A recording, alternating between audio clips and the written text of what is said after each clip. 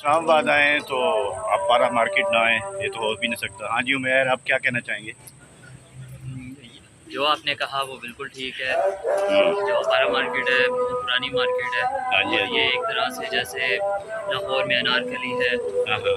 और रावलपिंडी में राजा बाज़ार है, उसी तरह ये एक मरकज़ है। यहाँ हम्म। पे हर चीज़ अवेलेबल होती है। हाँ, थैंक यू। अस्सलाम वालेकुम व्यूअर, इस वक्त मौजूद हूँ मैं शक्कर पड़ियाँ इस्लामाबाद।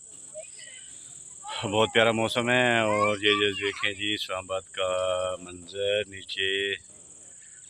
तो यहाँ पर फ्रेश एयर और क्लाउडी मौसम तो कभी कभी मिलता है, तो यहाँ पर वहाँ का भी अपना ही मज़ा है।